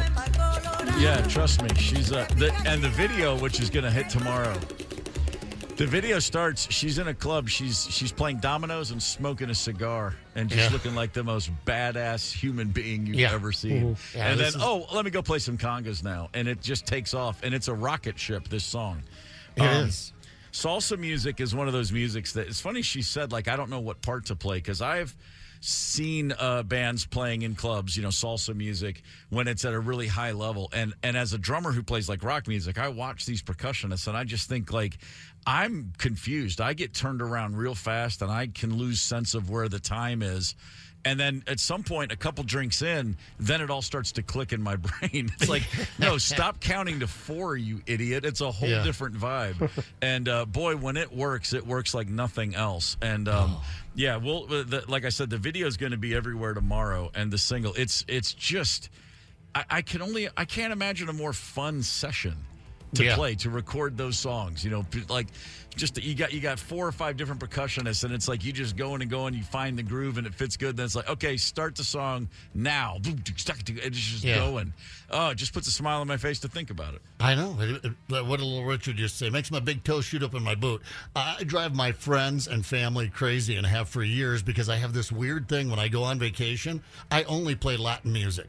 I find the Latin radio stations. I have the Latin playlist. This one's going right to the top of it, right to the top of my workout playlist, which I never used to work out. But the percussion and the horns just gets my blood sugar pumping, And, what a fun song. And just great to hear from her. What a musician. What a life. You're right. Yeah. If I could come back as someone else, I might come back as Sheila E. Let's not put that image in anyone's head ever again. Check it out. You know what? I'm going to throw on a little something sexy. I'll text you guys here during the break. Hey, man, the show name Brian Z has still not been taken. You can run with this. If I could only play percussion or a horn. Hey, you guys, there is a hot new dating trend. I don't know if you've heard about this. It's interesting because this is what single people are starting to do instead of hitting the town. Married couples have been doing this since they quit dating and got hitched. I think with mixed results. We'll talk about this new dating trend after the song John Lennon described as great gobbledygook. Hang tight. Connect with us on the KQ Talk and Text line. 651-989-ROCK. That's 651-989-ROCK. 92 KQRS. I'm Steve Gorman. This is the KQ Morning Show. It's Thursday, March the 7th. Come Together, the lead track from the Beatles' Abbey Road. John Lennon was asked to write a campaign song for Timothy Leary, the LSD guru, who was planning to run for the governor of California. He was going to run against Ronald Reagan and said, hey, I think John Lennon should write me a campaign song. And as you heard Zepp say maybe before the break, Lennon called the ultimate result gobbledygook. Yeah, and he didn't run, he didn't use the song, but it would have been a lot cooler if he had.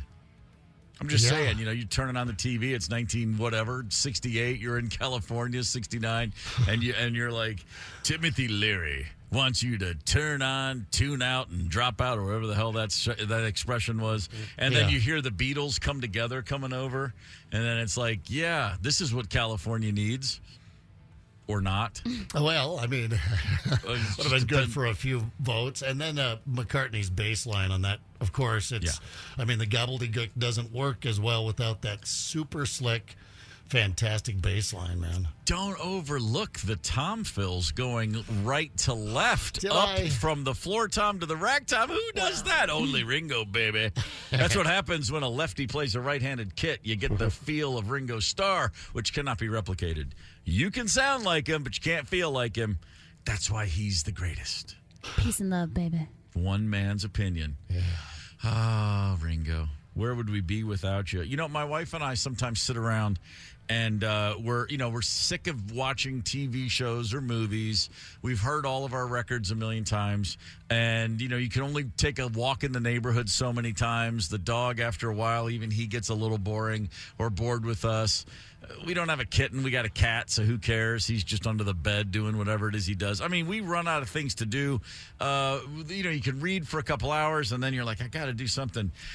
And we just never seem to know. There's always, at least like every couple months, there'll be a night when we just can't figure out what to do. And we're like crawling out of our skin. And thank God, a young businessman on Twitter came to the rescue and has saved probably our marriage and maybe just yours too. Check this out.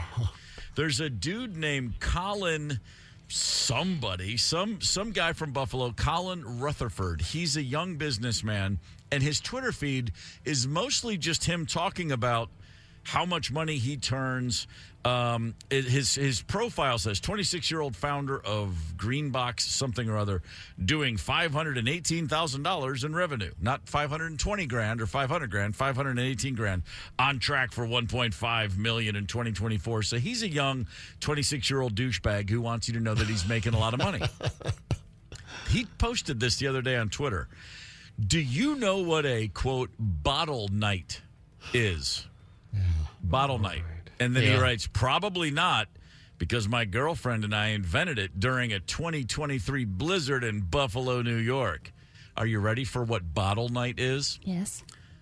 We lock our phones away, turn the TV off, each grab a bottle of wine, and talk. Oh, that's It. outrageous. He goes on to say, that's it. We simply talk and enjoy each other's presence. We live together, but it's easy to miss out on, quote, quality time. And then he writes, what do you think? Do you have other methods of enjoying quality time with your partner? And then he posts a photo, which I assume was taken from one of the phones they supposedly locked away, of he and his girlfriend sitting there in casual clothes. They look like they've been to the gym, and they're both holding bottles of wine. He's sipping out of his, and she's holding hers. And they're both like, it's bottle night. So anyway, there you go, folks. Just have a drink with your old lady and chat. There's the recipe for success. Never thought of that one, Colin. Thanks. Right. I bet they never do that, or he would never feel the need to make an announcement that he does that. And by the way, looking through this guy's Twitter profile, I'm convinced he posted this with complete earnest intention. There was nothing ironic or trying to be funny. However, the post blew up. He's being mocked round the clock. And he has, of course, turned this straight into, he's now selling swag. It is, and he's made it a whole thing. He is just completely acting as if this was all intentional, and I'm making it go viral. I'm hilarious. And people who are responding to him and ripping him, he's appropriately, he's being self-deprecating. You got me. That's funny. But I guarantee you, and he posts things like this. It's easier to get into each other's minds with alcohol, smiley face. Yeah, no kidding. That's why it's been around since people lived in caves, you doofus. Yeah, right, exactly. I was in what Steve Gorman Sports, my old talk, my radio. What am I trying to say? My sports talk radio show. 10 years ago, it launched a syndicated show, and we were at a meeting with a young producer who was going to be a part of the show, maybe. And the first night, we're sitting at a restaurant in Los Angeles, and there's like 4 or 5 of us. And at some point, he was a young guy in his 20s. And somebody said something, and then there was a big jump up in how much laughter there was at the table.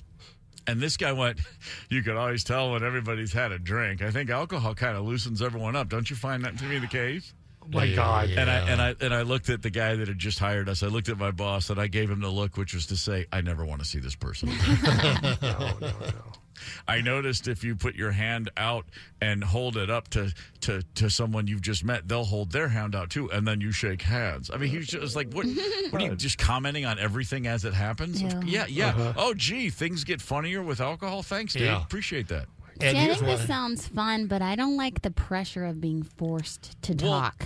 Like, we need to do something else. Like, we need to, play some music or, have the TV on, because all the greatest conversations come from talking about other things. Well, you're fine with just the drinking. The Uno cards out. The idea that you have to call it bottle night, and then someone says, you're 26, use a glass, because he's drinking out of the bottle, and he goes, no, that's the whole point. It's bottle night. Okay, well, dude, you're drinking a bottle of white wine. Oh, I'm putting him in a headlock.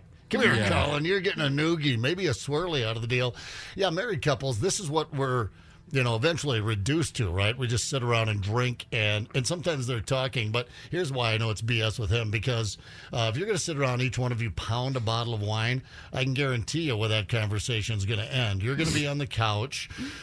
She's not going to be in the bedroom. Turns out she hooked up with one of your friends. She took an Uber over to his place when you passed out and pissed yourself on the couch after talking some BS about how you make all the money. Yeah, I could drink the girl in the photo's got a bottle of Cabernet Sauvignon. I could drink the bottle of red and still carry on a conversation. If I drank a whole bottle of white wine, I'd just be hurling in the toilet.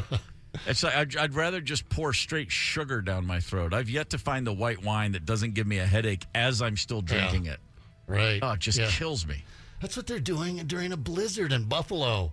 Yeah, during a winter here in Minnesota, it's bourbon. Yeah, I was going to say, if I'm stuck away in an iconic, legendary, all-time blizzard, and you offer me a white wine, we're throwing hands. No, sir. No, I'll just go eat snow. No, don't bring me white wine if I got nowhere to go. But the idea, have you ever had a friend, or you ever hang out with someone who, in the middle of having a great time, goes, "Man, isn't this the best time?" Yeah. Because, I'll maybe I'm a jerk, but when that happens, I immediately just want to leave. It was till you mentioned it. It ends it, right? And then now, like you said, Candace, now there's pressure to continue having the best time ever. The best time ever is the time you talk about as in, man, yesterday was amazing, wasn't it? But while it's happening, stay present. Stop quantifying it. Stop putting it on the list. This is I think this is number 9 of my all-time favorite days. I do that, stand but that crap. It's more personal. So it's like I'll have a lot of heart-to-hearts, too, if I'm drinking, especially with old friends. I rekindled. We know, Candace. We've all been there. I rekindled a relationship, friendships with some coworkers from Acme that I used to work with back in the day, and we went out a couple weeks ago, and I was just like, man, I'm just really happy that we're hanging out again. I kept saying that, and then they would keep changing the subject, and I would bring it up again. I was like, no, you listen to what I'm saying. Like, I'm just so happy. Like, it's been so long, and they're like, yeah, so did you guys see that other, just totally changing the subject. Sure. Let me tell you about a bottle night in South Dakota. We used to do this. We used to sit around and buy a bottle of tequila, 3 of us, sometimes there was 4, and we would keep passing the bottle around nonstop. It didn't set it down on the table. Some guy didn't plop it on his lap there for a minute, and it went around nonstop till the bottle of tequila was gone. We would do this on a Friday night, and then Sunday, maybe Monday, we'd get back in touch with each other and find out what the hell happened. Because we didn't end up with each other, Saturday morning. Some of us ended up, in the Gray Bar Hotel or whatever, but that's a bottle night. No kidding. That's getting after it old school, yeah. A couple of bottles of wine, one of them white, and it's a blizzard, and you picked up your phone and took a selfie. By the way, somebody on Twitter said, why is she drinking red and you're drinking white? And he responded, I don't want to stain my teeth. Oh, my, okay. Colin, come here. Wow, he's a renegade. What part of Buffalo, New York are you walking the streets in without getting a bloodied nose every day? You know what the difference here is, though, as we sit here and we mock Colin, rightfully so. Colin's making $500,000 on his way to $1 million a year, probably. Maybe you just got to be a certain amount of geekoid. To make the big dough, I guess. So. Some of the great responses, though, because this tweet was retweeted like 1 billion times because everybody's having fun, and they're all of a similar vein, but some of these are great. Breaking news: guy discovers hanging out. This dude thinks he and his girlfriend invented getting drunk and hanging out. Here's another good one. This guy invented getting drunk and talking to your girlfriend. Wow, a real pioneer. He's going to end up losing this girlfriend. She doesn't, not going to like this kind of social media. I mean, he went from being this dude, and now she's like, oh, he's not cool enough now. Here's a good one. Oh, this is what I call Friday. That's exactly it. What are you going to do? You know, Rosemary and I, there's been times where Rosemary and I are both, I actually went, a few years back, I went 2 years, a little over 2 years without a drink. And it was I just was feeling bad physically. And I wasn't drinking too much. I just noticed, in fact, I had been drinking less than I had for a long time, but it just wasn't working. Like my body was kind of telling me like, dude, chill. And I went to see a doctor and I was like, I got this weird side. He goes, yeah, you got a little sludge there in the old gallbladder. We can remove that. I'm like, I don't want you to take my gallbladder out. But he goes, well, tell you what, if just cut out booze and red meat and cheese for a couple months, you'll be fine. Literally, I went, I can do that. So I did it. And I felt great. I mean, I did. Like within a couple weeks, I was like, hey, man, what a difference. All right, listen to your body, Steve. First time ever. Good job. And then I just kind of kept going. And the longer, and actually what was happening was I started to write a book, which I did write. I did finish it, and it came out. And it was a kind of a tough book to write because a lot of it was about a lot of turmoil in my life and in the band I was in. And I was very focused on that. And my sobriety helped me because there were times when I'd be writing, I'd sit at the laptop for 8 hours, and all I would want to do is just go get a couple of belts in me. And I was like, wait, that's not going to be good. That's going to delay this process. So I ended up, long story short, not without a real plan. I just went a couple of years without a drink. And then I had and finally one day I had a glass of wine. I was like, man, that was great. And I appreciated it in a whole new way. Like, oh my God, this is what it's supposed to be like. Every now and again, you have a glass of wine and it just, right away, just sets everything. I just relaxed a good bit and the song sounded a little better. And then the food tasted a little better. And this is great. And then within about a month, I was like, let's just go get more wine and let's just have a whole lot more. And then all of a sudden I'm like, wait a minute, hold on, hang on, slippery slopes and all that. Right. And so for the last few years, it's been, I don't drink every day. I did for years. I don't anymore at all. I don't even come close to drinking every day, but I still do like to drink. But there are all of this to say, through all the ins and outs, 30 plus years with Rosemary, there are times when we're both, for various reasons, we're on a health kick, we're doing our thing.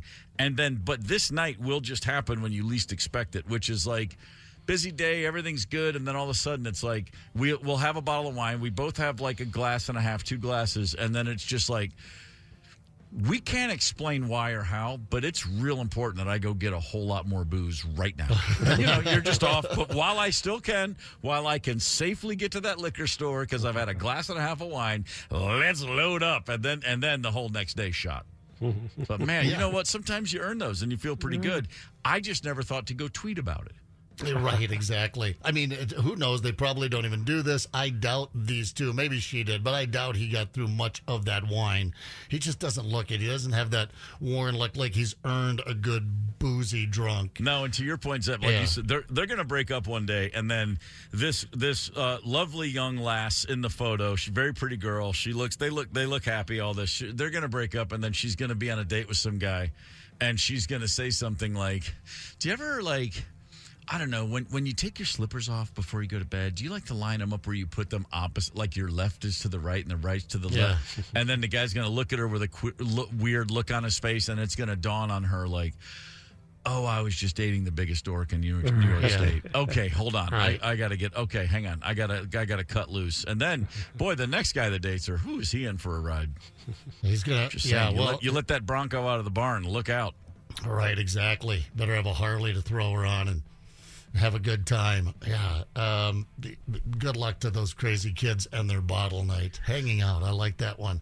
All right. Well, this, I think, is a hell of a lot more interesting. New food alerts. That's something we can all kind of get behind. They're coming up with some food combinations. They're trying too hard here, I think, although some of these sound kind of intriguing. A bunch of new foods coming out. We're going to get into that here because I'm hungry. I haven't had breakfast. Hang tight. It's the KQ Morning Show. 92 KQRS. Zep, Tony, Candace, and Steve Gorman are the KQ Morning Show. 92 KQRS. I'm Steve Gorman. This is the KQ Morning Show. It is Thursday, March the 7th. Jack and Diane by John Mellencamp. A couple things. You know you're in a small town when you got a Tasty Freeze and not a Dairy Queen. That's a line in the sand right there. And secondly, I can never hear that song and not think about the first human being who made me an uncle, my nephew Sean, who was born in 1980. And in 1982, when that song was out, he loved it and he would sing it. And I still hear it in his voice, which is, oh, yeah, why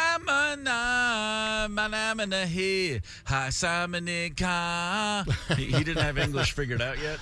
But, man, he would sing that song all day up and down the hallway. Different little sounds every time, but it's awesome. And, I mean, I've never heard it since without hearing that kid's voice in my head. So, hey, cheers, Sean Gorman. I appreciate that. Zeph, you mentioned some new food items coming our way soon. Yeah.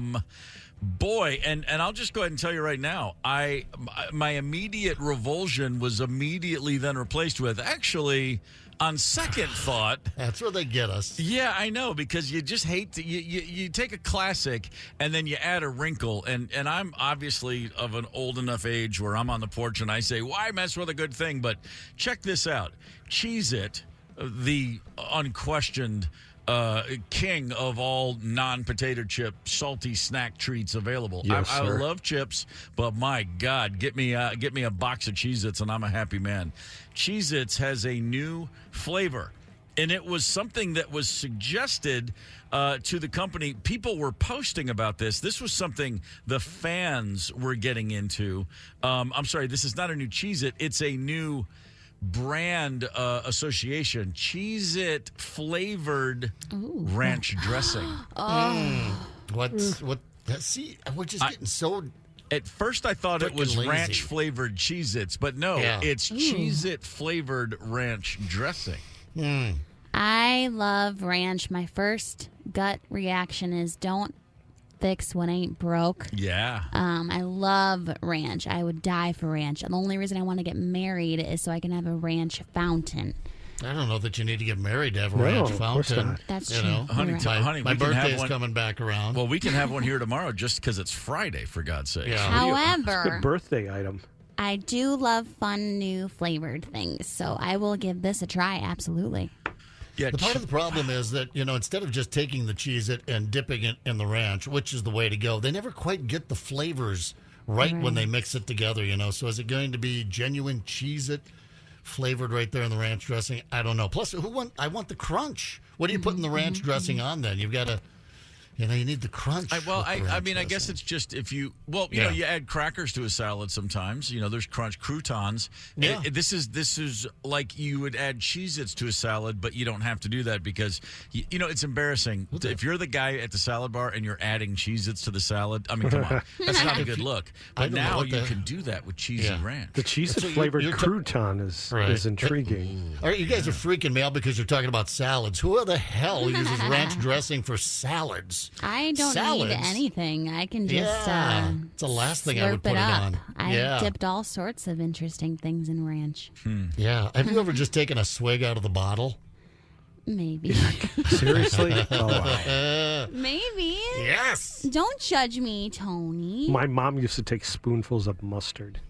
Oh, so that I'm not makes judging. me pucker a little bit. Yeah. Yeah. You know what? That got my mouth like my tongue, right? It's like exactly. that kid's book Lentil, where the kid is sucking lemons, and so the band can't play, but Lentil saves the day because he's playing harmonica. I remember that one. If I read that when I was a kid, I don't know, something about a marching band and a lemon and some douchebag in a tree. I don't know what's happening. Hey, by the way, Candace, if you want your ranch fountain, it's a big holiday for you on the 10th. Of course, we leap forward and lose an hour, but you'll get 23 solid hours of National Ranch Day on Sunday. I think Sunday's the 10th, if I'm doing my math right. Yeah, that's right. Yeah. Holy That's smokes. exciting. National Ranch Day. That's something. That's something right there. Speaking of childhood books, just for no reason other than it never gets enough love.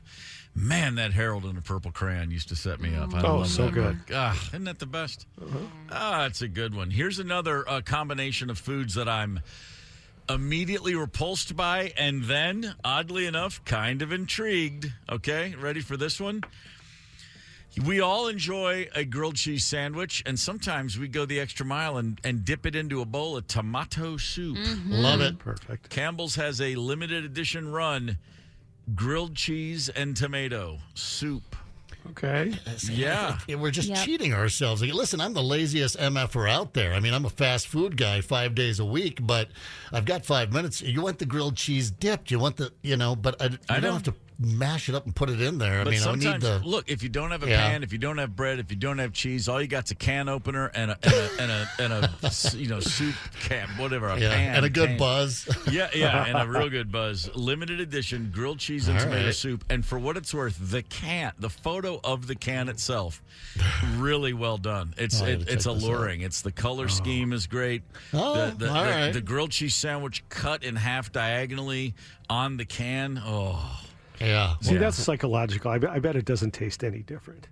Just the title alone. You know what? Elicits that response. It's straight up. It's tomato soup with some orange coloring in it. You're exactly right. Oh my God, this is amazing.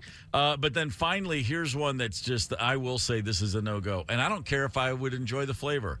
Oscar Mayer has a new meatless hot dog. Oh. Stop it. Yeah. Stop it. They're called not hot dogs. Plant-based meat.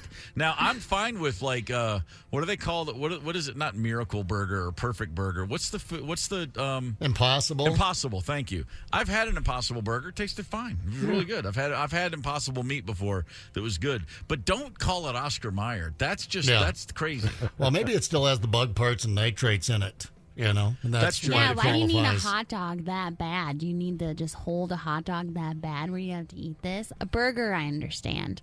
But do you really need a hot dog? What are you beefing on dogs for? Well, do you need it that bad? Yeah, do I need it? Do you guys eat hot dogs a lot? Yes. I had one 2 days ago. Yeah. Oh, I haven't had a hot dog in years. I was down at a brewery. They had myself a Cajun dog. Well, that's different. I'm talking about just like the wet, sloppy, flingy ones you get at the grocery store. Flingy. You know what I mean? You just go. Boom, I'm not normally throwing them around. Have you ever? I used to eat them raw when I was little. I used to. See, I did that that's how you get worms. That's so that checks out that you're not interested in hot dogs anymore, having eaten them raw. Yeah, try grilling one. They can be fantastic. True story about your buddy Steve here. I'm a big hot dog fan. I love a lot of different types of hot dogs. I like every. When you go into the place and it's like, I'm going to get the Chicago dog. I'm getting the Southside Polish. I'm getting it. Like, I'll take any of them. I don't care. The New York dog. Give me sauerkraut. Give me onions. Give me jalapeno. Whatever you're going to put on it, I'm going to eat it. I'm going to enjoy it. And occasionally, I have such a hot dog Jones. And it's almost always when I'm in let's say, a holiday gas station. I'm not immune to going over to that hot dog roller machine and just making one. Oh, you're brave. Yeah, I'll just be like, screw it, man. I just want a damn hot dog right now. Mm-hmm. And I'll go grab one, and I'll eat it, and I'll regret it, and it will happen again. And it will happen again. It will. There's just something about. I grew up the Gorman family Saturday night around the Gorman house. Going way back to the 70s, it was hot dogs and hamburgers. I mean, that was like one word. Saturday was hot dogs and hamburgers. Weber Grill, charcoals, get out of the way. Pop's got hot dogs and hamburgers going, and that's what we're eating. And I was always partial to the dog. And as a youngster, started with ketchup on the hot dog and then was shown the error of my ways by a caring uncle who said, wow, mustard. Ketchup goes on the burger, mustard goes on the dog. And I was like, well, Uncle Larry knows everything. And the first time I had a bite of a hot dog with mustard, I swear to God, my life was changed. Oh, the heavenly choir. I kid you not, man. It was like, I'll never need an umbrella again. It's just nothing but sunny days for the rest of my life. Mustard on a hot dog, who knew? Yeah, I mean, that's it. You can have it just like that. There's so many more things. You talked about your Chicago dogs, relish, kraut, the whole thing. But, yeah, just mustard and a hot dog. And if you've got it handy, a bun, just to round it out. Don't necessarily need that. But, and feel free to cook it, Candace, and come on over to the dark side.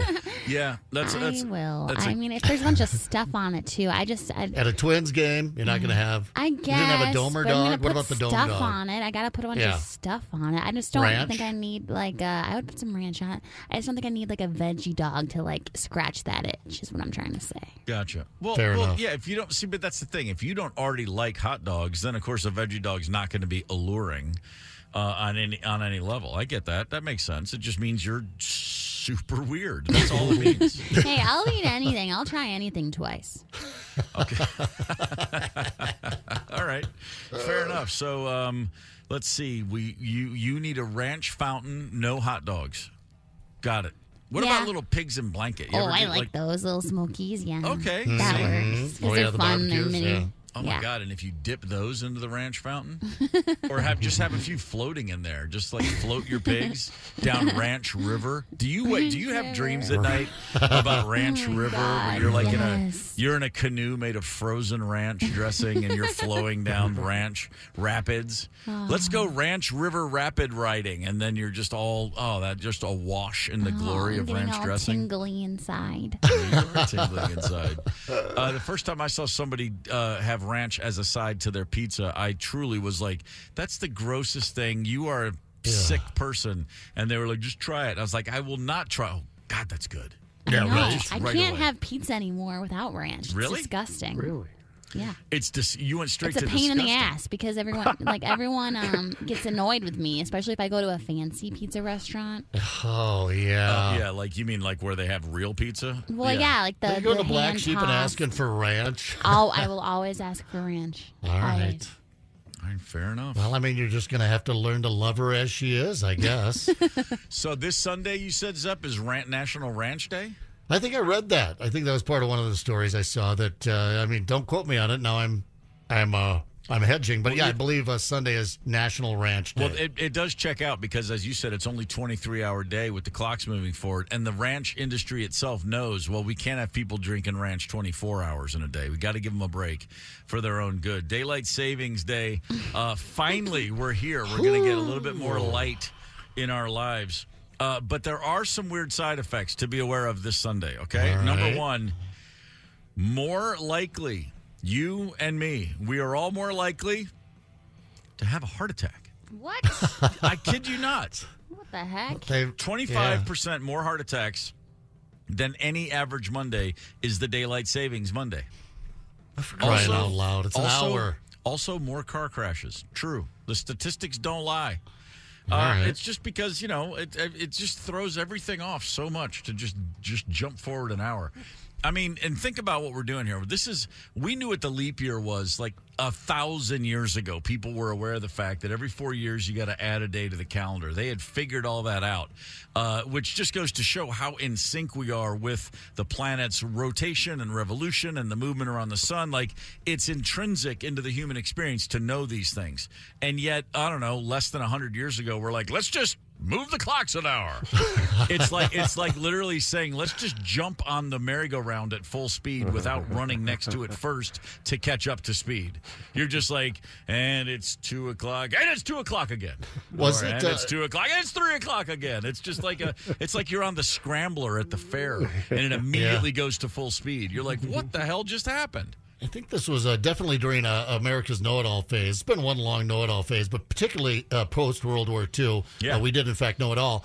Do they do this around the world? Steve, you travel. Do they have this daylight saving thing? Oh, yeah. So they do it everywhere. All right. Yeah, they don't all do it at the same time. There's, I know there's times when you're Paris is 6 hours ahead. Now it's 7. Now it's 6 again. Now it goes back and forth. It doesn't always go a line. But there are some places that just don't ever mess with it. They're just like, screw you. We don't care. There's some place in the world I've never been, but I know this to be true.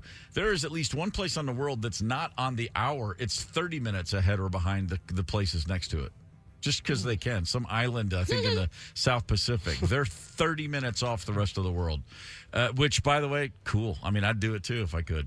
Why not? Just have your own little time. I was thinking there were some states or...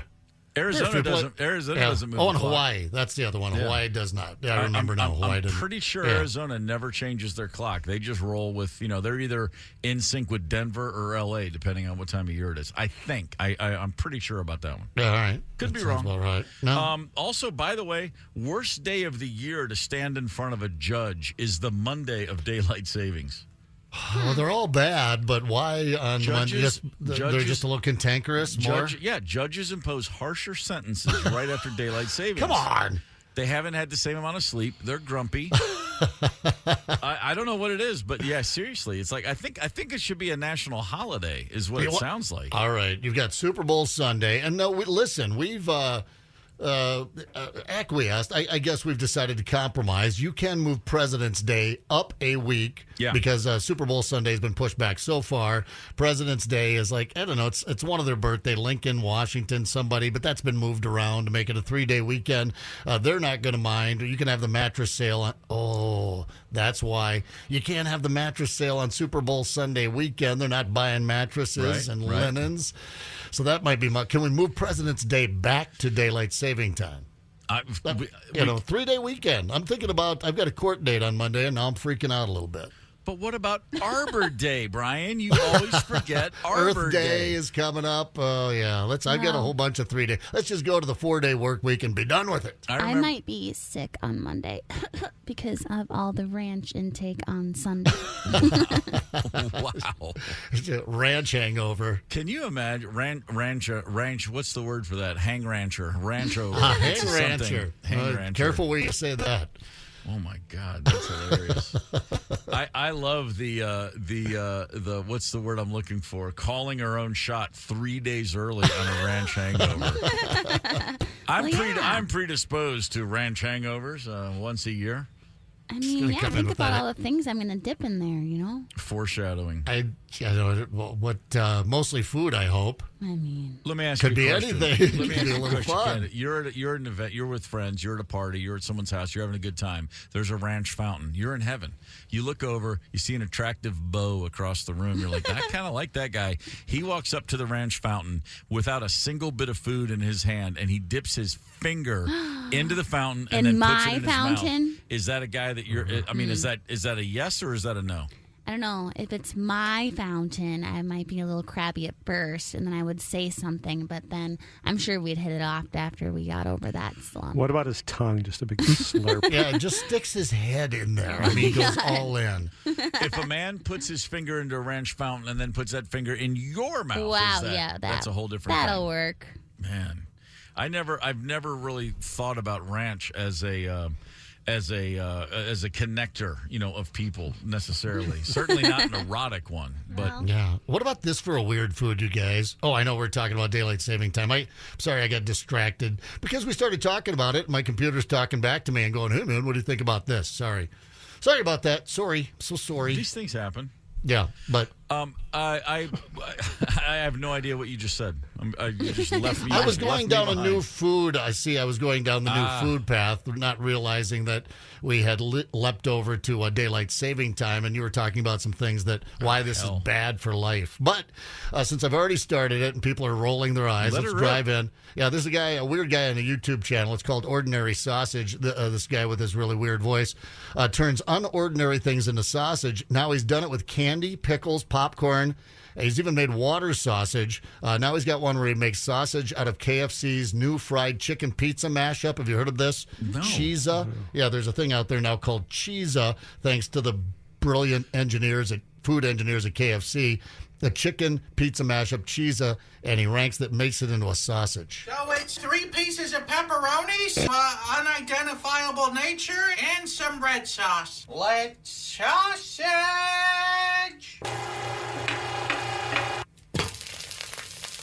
What? All right, I think we're done. KFC can still make a great fried chicken sausage. The marinara, the cheese, and a hint of pepperoni. So really, this made a fantastic sausage. So I'm going to have to give this sausage here a 5 out of 5. Okay, forgive my ignorance here. What does it mean to make something into a sausage? Just grind it up and put it in a casing? Is it that simple? It. Right on. You just grind it up and put it in there. He did it with water, which is just like a little sausage water balloon. Okay. I don't know. I've got a lot of time to kill. Okay, this is what I'm not. You guys are watching Oppenheimer and Barbie and Oscar-nominated movies. I'm on YouTube watching No Ordinary Sausage. He's pushing his own battle cry. Let's sausage. Man, by the way, it doesn't look anything like Eugene Levy. When I just first heard his voice, I'm like, this is Eugene Levy doing the shtick on old SCTV. No. No, it's just my thing. All right, sorry, we digress. I don't like him at all. We talked last year once about. We need a KQ. We need a KQ morning show beer. We need a KQ morning show this, that. What about a KQ morning show sausage? Let's come up with it. Our own sausage. It's we know there's going to be ranch in there. Cheez-Its. Cheez-Its. Hot dogs. Can you put a hot dog in sausage? Is that redundant? Ranch, Cheez-Its. Soup for Steve. Soup. Strawberry ice cream, my favorite. Okay.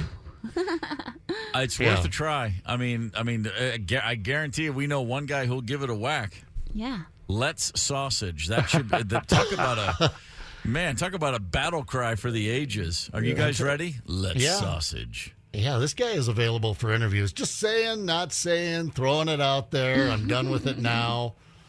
All right.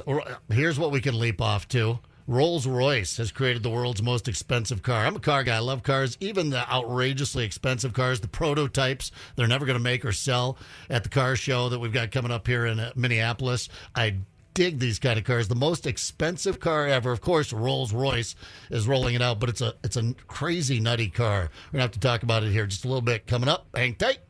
Get the KQ Morning Show podcast wherever you listen. 92 KQRS.